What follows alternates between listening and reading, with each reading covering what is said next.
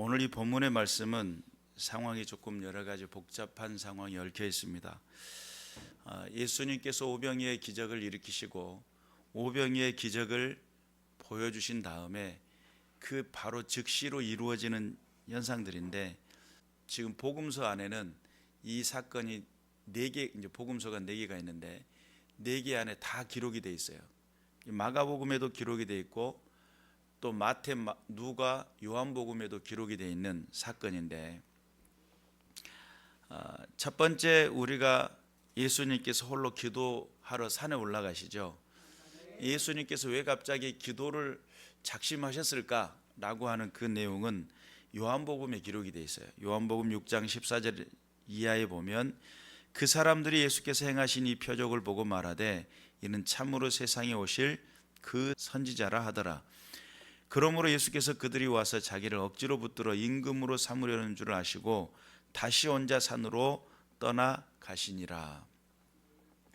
예수님께서 기도를 하려 산에 올라가셨던 이유가 요한복음에는 뭐라고 표현되고 있냐면 참으로 세상에 오실 선지자구나, 예수님이 우리가 기다렸던 그 선지자구나 라고 예수님을 바라보는 사람들의 그 시선 때문이었습니다. 예수님께서 그들이 와서 억지로 붙들어 임금을 삼으려고 하는 줄 알았다는 거예요. 사람들이 기적을 맛봤어요. 엄청난 기적을 맛봤고 이제 우리들의 삶을 이끌어줄 만한 그런 임금이구나라고 하는 생각에 예수님을 붙들려고 했다는 거죠. 마가복음에는 없는 이야기고 또한 마태, 누가에도 없는 이야기, 오직 요한복음에만 있는 이야기입니다. 그래서 오병이의 기적 사건이 있은 다음에 예수님이 산기도를 하셨던 아주 중요한 이야기라고도 볼 수 있겠습니다. 구약 시대를 살아가는, 구약 시대를 이어가던 백성들, 이스라엘 백성들이죠. 그들은 기대했을 겁니다. 어떤 기도를 했냐면 모세와 같은 지도자, 자기 자신들을 압제받는 그곳에서 이끌어낼 만한 지도자, 그런 지도자를 기다리고 있었을 것이고, 엘리야와 같은 영성 있는 사람, 강력한 하나님의 나라를 구현하고 있으니까 이는 바로 엘리야 같지 않을까, 이런 생각이었겠죠. 또 다윗과 같은 세상 나라를 꾸짖을 수 있는 왕, 군왕 같은 왕. 그래서 다시 한번 나라가, 국권이 그 모든 나라들 가운데서 그 국권이 굳세어졌으면 하는 그런 강력한 바람, 드디어 나타났다는 거예요. 누가요? 우리가 기다리던 선지자가 나타났다. 우리가 이런 분을 기다렸던 거야 라고 하면서 많은 사람들의 마음속에 감동을 줬을 겁니다. 우리가 하나님 앞에 뜻을 구하고 목적을 가지고 기도를 할 때 한번 우리 자신의 기도를 한번 들여다볼 필요가 있어요. 많은 기도의 제목들이 난무하는 이 시대 속에서 우리가 기도하는 기도는 어떤 기도를 하고 있느냐라고 하는 것을 한번 깊이 생각해 볼 필요가 있어요. 하나님은 우리의 필요를 채우시죠. 우리들의 어떤 마음의 소원을 들어주시잖아요. 이렇게 됐으면 좋겠어요 라고 하는 나의 마음의 소원, 내가 생각하고 구상하는 일들이 이루어졌으면 좋겠어요 라고 하는 그런 생각으로 하나님 앞에 기도하는 경우가 많습니다. 그런데 우리가 목표 달성이라고 하는 관점에서 기도를 하고 그것을 자랑하는 것을 간증이라고도 표현을 하기도 합니다. 하나님 앞에 기도하고 응답받는 것들이 그런 정도 내가 목표하고 달성하고자 하는 그 목표를 가지고 기도하다가 응답이 되어졌다라고 할 때 하나님은 그냥 응답을 하시진 않아요. 거기에는 반드시 하나님의 계획과 섭리가 있어요. 그래서 어떤 사람이 큰 부자가 되기를 원했대요. 엄청난 부자가 되기를 원했는데 정말 가난하고 힘든 시간으로부터 시작을 해서 부자가 되기 위해서 그렇게 노력을 했는데 자기 자신이 먹고 살 만큼 할 수 있을 정도의 수준은 되더라는 거예요. 사장소리 들어가면서. 그런데 그 이상의 것을 벌려고 할 때는 거기는 세상 사람들은 운이라고도 표현하지만 그 사람 하나님의 도우심이 아니면 그 이상의 것을 뛰어넘을 수 없다라고 하는 결론에 도달한 거예요. 근데 이분이 조가 넘어가니까 하나님 앞에 그 재산을 놓고 하나님 앞에 그것이 부여되어지기까지 하나님 앞에 어떤 기도를 하냐면 목숨을 담보로 한 기도를 합니다. 여러분, 단순히 내가 먹고 살 정도의 수준은 내가 열심히 노력하고 성실하고 근실하게 살아가면 생활의 영위는 할 수 있어요.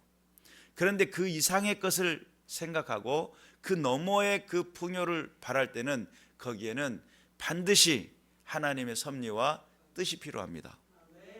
그런데 그 수준을 넘어서려 하다 보니까 그가 하나님 앞에 기도를 해요. 하나님 앞에 응답을 들었어요. 부하게 해주겠다는 거예요. 그런데 그 응답을 들은 것이 부해지는 것이 순식간에 부해지면 얼마나 좋아요. 아브라함을 하나님이 부르셨을 때도 약속을 하는데 몇 년 만에 자녀가 낳죠? 25년 만에.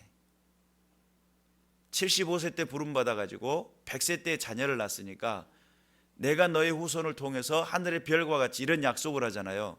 그러면 그 약속이 이루어지기까지 25년이 걸렸고 약속이 이루어진 게 끝난 것이 아니었어요.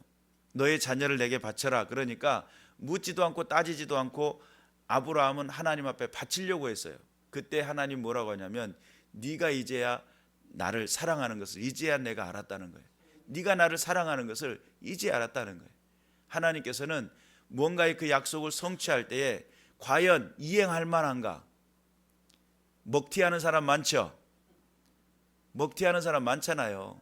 응답 받으면 아싸 하고 도망가 버리면 하나님의 뜻을 이어가기를 원하고 하나님의 영광을 드러내기를 원하는 하나님의 섭리가 있어야 되는데 단순히 나의 어떤 편의를 생각하고 내가 어떤 목표 달성만을 생각하고 하는 그런 기도 가운데 하나님이 우리의 속을 모르시겠어요? 그러니 묻는 겁니다. 내가 너의 소원을 들어줄 텐데 너는 그 소원을 가지고 무엇을 할래? 라는 그런 질문이 되겠죠.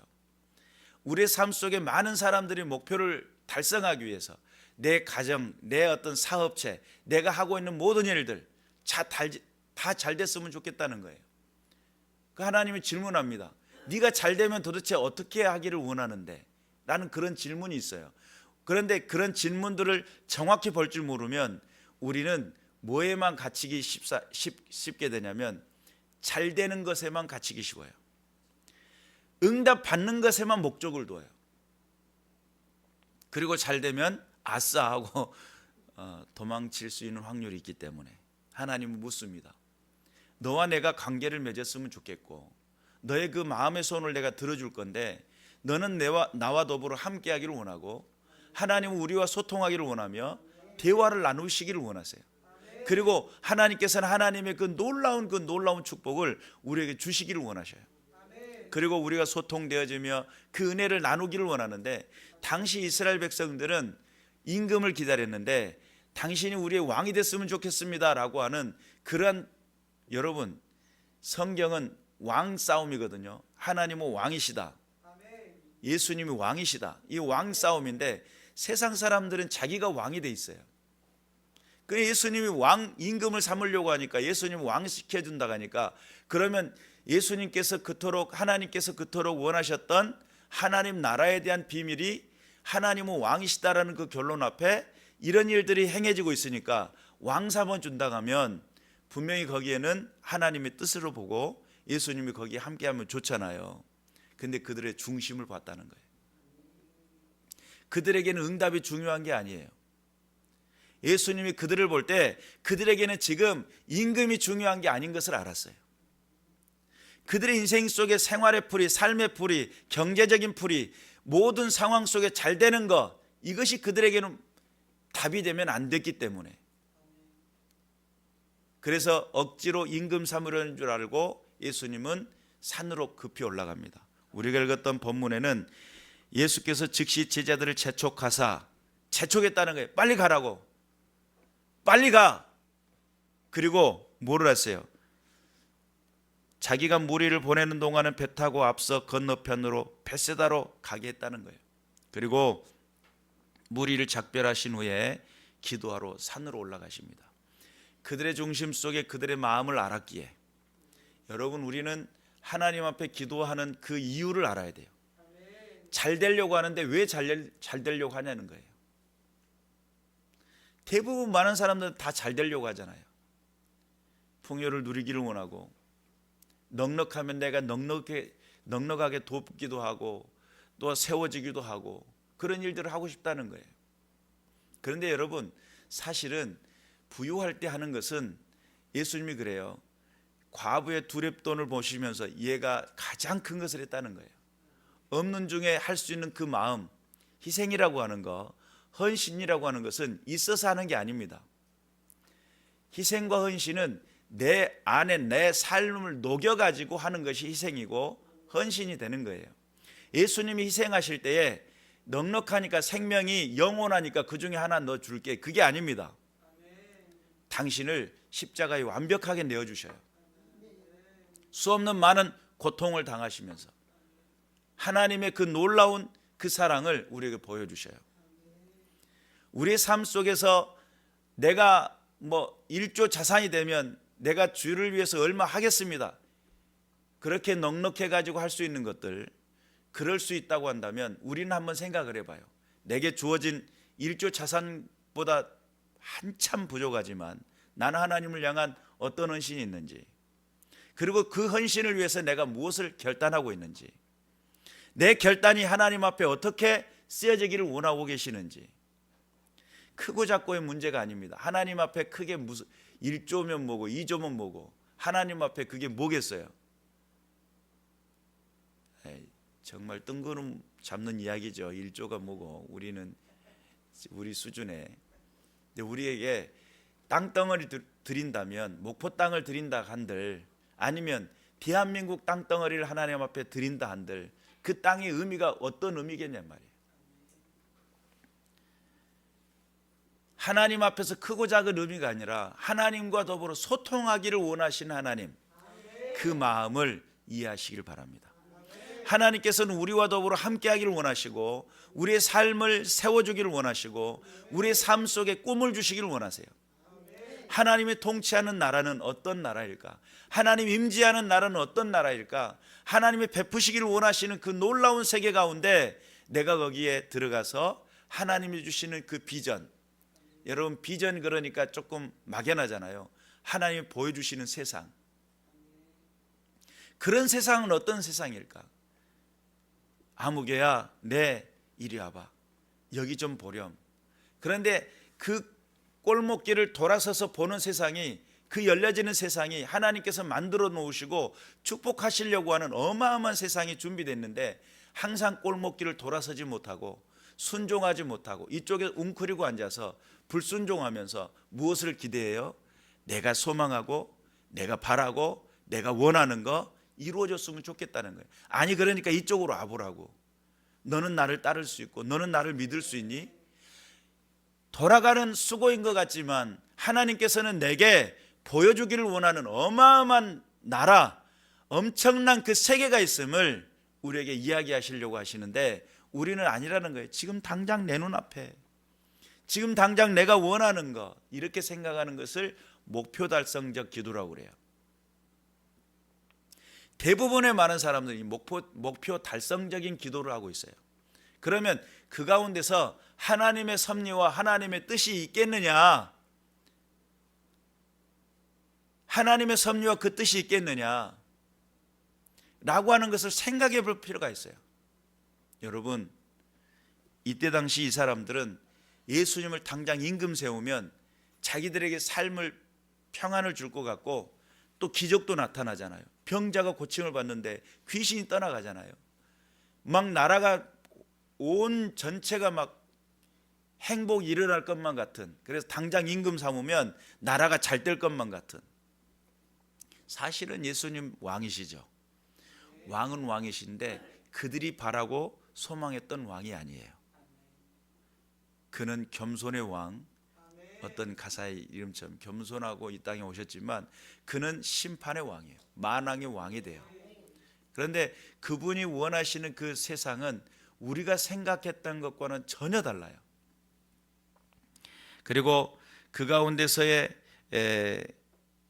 그들은 바라고 소망했던 그것과는 전혀 다른 모습을 가지고 예수님 그들에게 앞으로의 비전을 보여주려고 합니다. 근데 골목길을 돌아서려고 하는 그 수고를 안 하려고 자기들의 편의만 생각하고 자기 목표만을 생각하고 그렇게 나가는 그 백성들에게 너희들은 지금 때가 아니다 싶어가지고 돌려보내고 급히 산으로 올라갔다는 거예요. 그래서 야고보서 4장 1절부터 3절은 무슨 이야기를 하고 있냐면 너희 중에 싸움이 어디로부터 다툼이 어디로부터 나느냐 너희 지체 중에서 싸우는 정욕으로부터 나는 것이 아니냐 너희는 욕심을 내어도 얻지 못하여 살인하며 시기하여도 능히 취하지 못함으로 다투고 싸우는도다. 너희가 얻지 못하면 구하지 아니하기 때문이요 구하여도 받지 못하면 정욕으로 쓰려고 잘못 구하기 때문이라. 여러분 인생 속에 성실하게 살면 사는데 지장이 없도록 살아갈 구조가 사회 구조가 그렇게 돼 있어요. 우리나라는 그래요. 북한 같은 경우는 어렵겠죠. 그러나 우리나라는 최소한도 내가 노력하면 다른 사람보다 내가 더 부지런하면 내가 성실하면 그렇게 살 수는 있어요.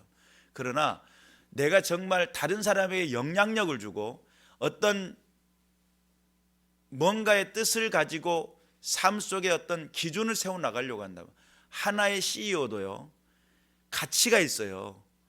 회사를 만드는 CEO도 사장님들도 자기 가치가 분명해요. 그러니까 그 가치를 실현하기 위해서 자기 인생의 관리를 한단 말이에요.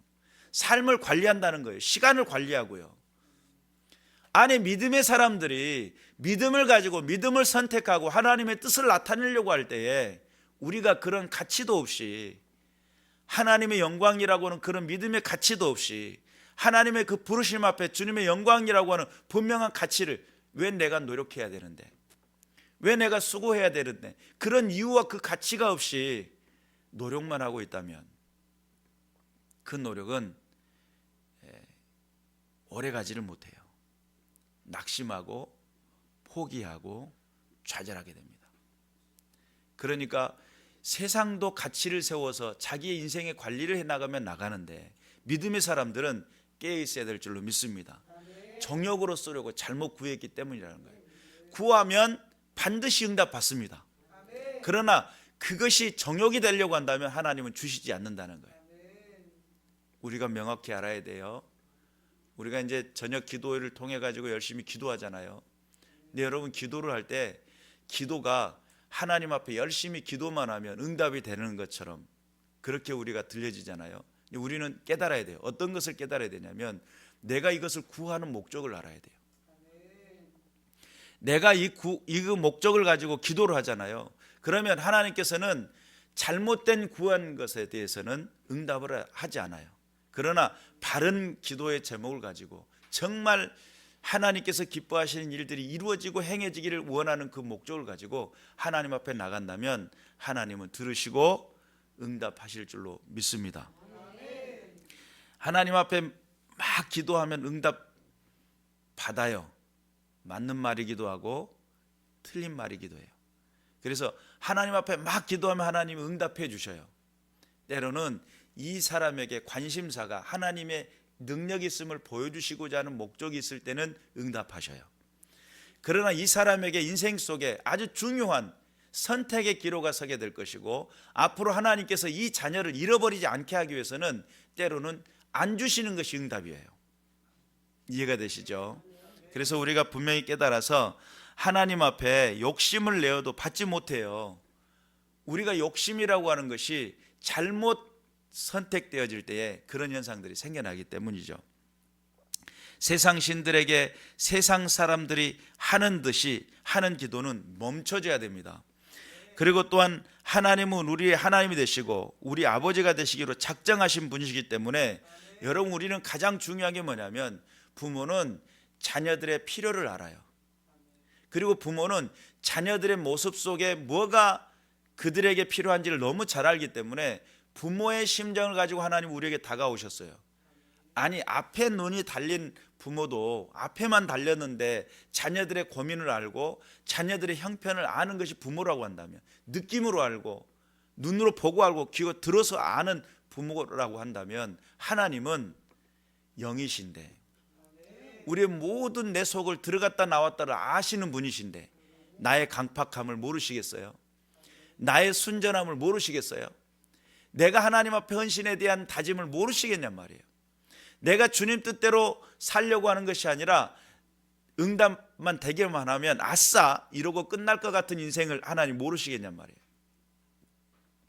모르시겠어요? 자, 시험해 보세요. 하나님 절대 모르시지 않아요. 아니, 부모가 자녀를 위해서 눈물을 흘려 기도하잖아요. 하나님, 그 자녀 지금 문제가 있어요. 잘 됐으면 좋겠어요. 이런 기도를 하잖아요. 그런데 그 부모는 그 자녀의 형편을 알고 대신 눈물을 흘려주고 대신 기도를 해줘요. 그런데 그 자녀에게 응답이 되려고 할 때 하나님이 하나님 되시고 하나님께서 아버지가 되시며 하나님과 소통이 일어나는 것이 먼저 우선이 돼야 돼요. 이게 안 되면 응답이 아닐 수 있어요. 오히려 그가 그 응답 받은 것으로 인해서 더 망해질 수 있어요. 그 영혼을 잃어버릴 수도 있다 이 말이에요. 정신 차려야 되겠죠. 그래서 하나님께서는 하나님이 나의 아버지가 되시기를 원하시고 하나님의 자녀가 됐다면 여러분 자녀는 여러분 생각을 해보세요. 자녀가 집에 와가지고 이거 해주세요. 알았다. 그 다음날 아침이 됐는데 이거 꼭 기억하고 계세요. 꼭 해주셔야 돼요. 오니 알았다. 그런데 밥 먹으러 앉았는데 또 이야기를 하는 거예요. 이거 해주세요. 아니, 우리가 뭔가를 이야기할 때 계속 이야기하면 그게 들려집니까? 나중에 뭐라고 그러죠? 그냥 좀 기다려보라고. 아니, 부모도 준비할 시간을 줘야지 무조건 계속 그것만 이야기하고 있다고 생각을 해봐요. 우리는 가정 안에서 그런 대화를 안 하잖아요. 학용품이 필요해요, 아빠.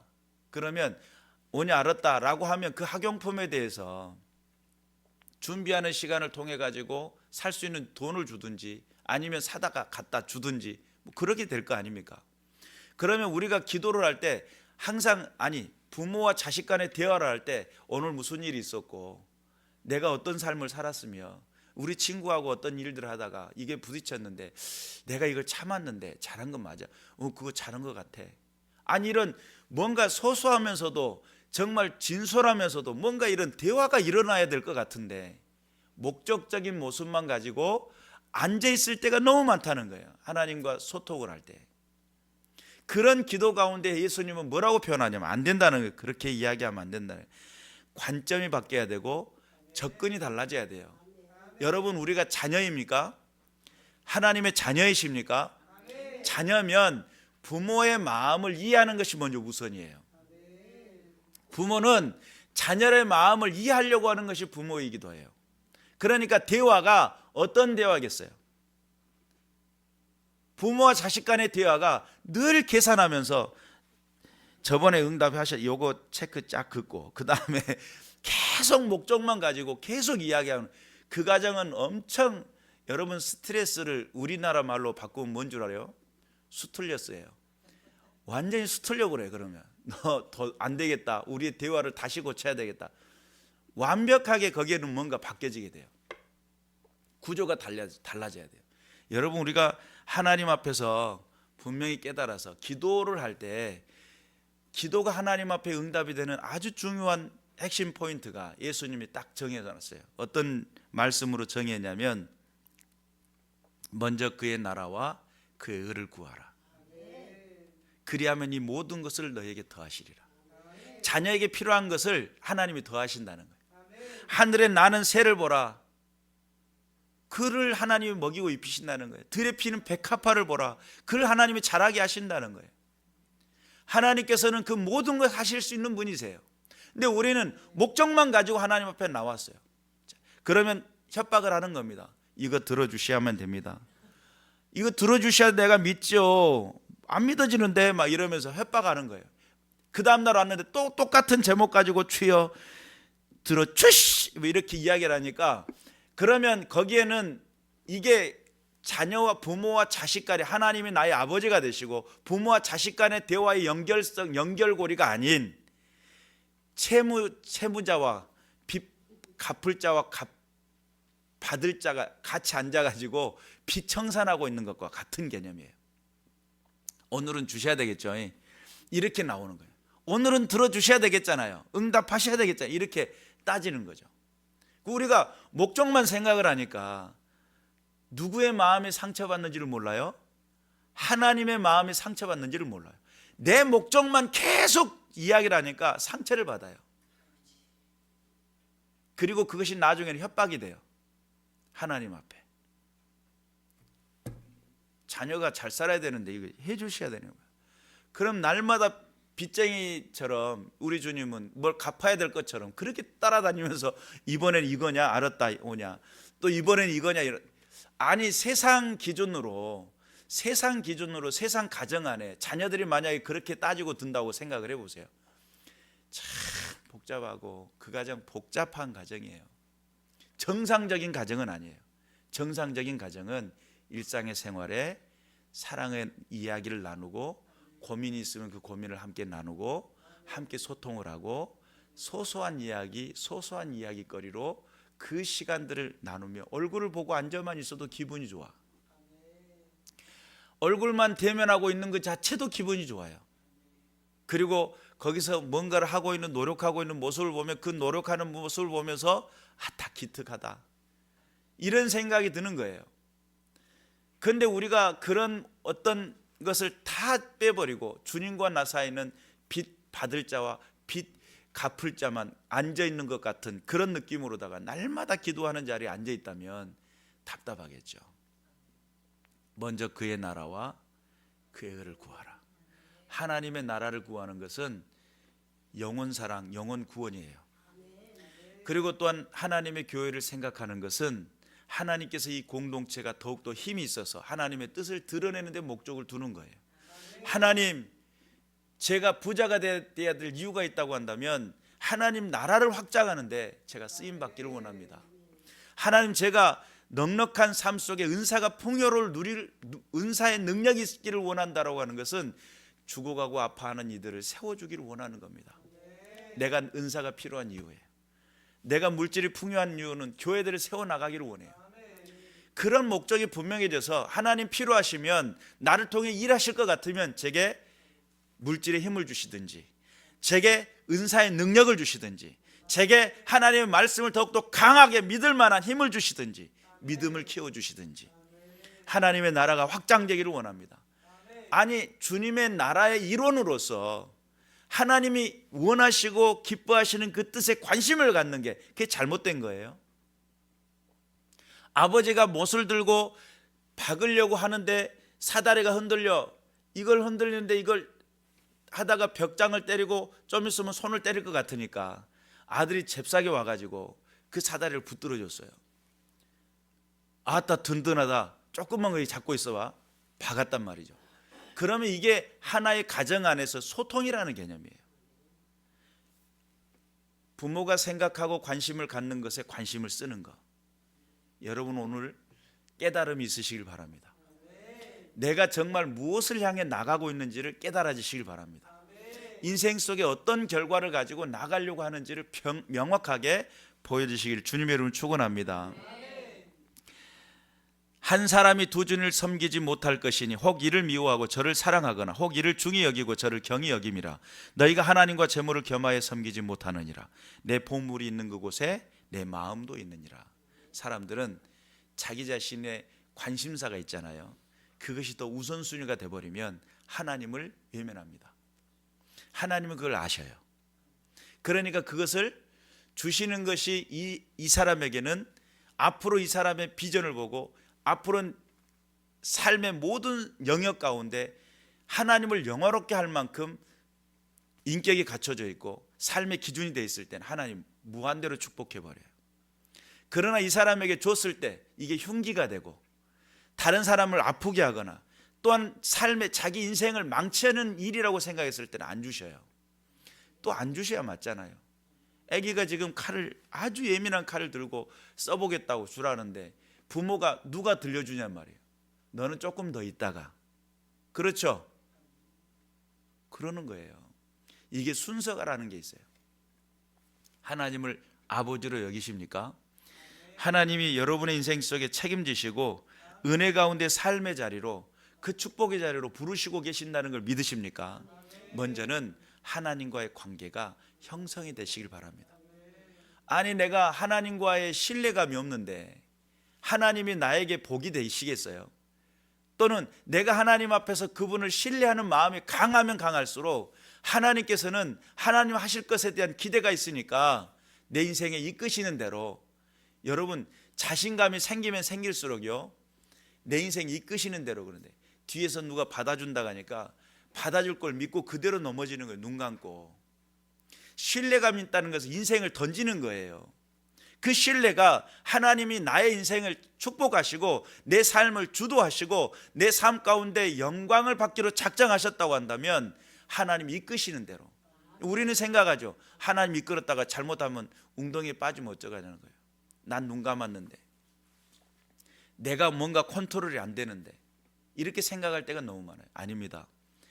하나님을 신뢰하면 신뢰할수록 구름 위를 걷는 것처럼 앞에 한 치 앞을 내다보지 못하지만 꼭 내 삶 속 여기를 디뎠다가는 빠질 것 같지만 하나님을 바라보는 믿음 가지고 나가는 것이 진정한 믿음이라는 거예요. 믿으시길 주님 이름으로 축원합니다. 마태복음 14장 25절 이하에는 오늘 저와 여러분이 읽었던 본문의 내용이 그대로 기록되어 있는데, 거기에는 우리가 마가복음에 없는 내용이 들어있어요. 어떤 내용이냐면, 제자들이 그가 바다 위로 걸어오심을 보고 놀라 유령이라 하며 무서워 소리를 질렀대요. 유령이다 막 이러면서 소리를 질렀다는 거예요. 그리고 예수께서 즉시 이르시되 안심하라, 내니 두려워하지 말라. 그러니까 베드로가 대답하여 이르되 주여, 만일 주님이시거든 나를 명하사 물 위로 오라 하소서 하니, 오라 하시니 베드로가 배에서 내려 물 위로 걸어서 예수께로 가되 바람을 보고 무서워 빠져가는지라. 소리질러 이르되 주여 나를 구원하소서 하니, 예수께서 즉시 손을 내밀어 그를 붙잡으시며 이르시되 믿음이 작은 자여 왜 의심하였느냐 라고 하는 말씀이 삽입이 돼 있어요. 우리가 신앙이라고 하는 거, 믿음이라고 하는 거, 온전히 예수 그리스도를 믿는다라고 하는 것은 세상 사람들이 볼 때 어리석어 보여요. 예김 이런 밤탱이 이렇게 어리석어 보여요. 세상 사람들이 봤을 때는 믿는다고 하면 얼척없어 보여요. 믿는다고 뭐 11조 드리고 감사한금 드리고 이런 것만 봐도 미쳤다고 그래요. 이해할 수가 없다고 생각을 해요. 도무지 이해가 안 된다는 거예요.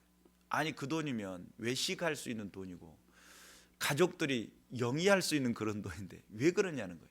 여러분 생각을 해보세요. 믿는다라고 하는 것이 정말 우리가 생각하는 그 믿음이 과연 어떤 것일까? 하나님 앞에 하나님을 인정해드리는 모습, 하나님께서 원하시는 삶의 자리, 이런 것들을 만들어가는 모습을 보면서 세상 사람들은 참 어리석다 그래요. 그러나 믿음의 사람들은 이걸 능력이라고 봐요.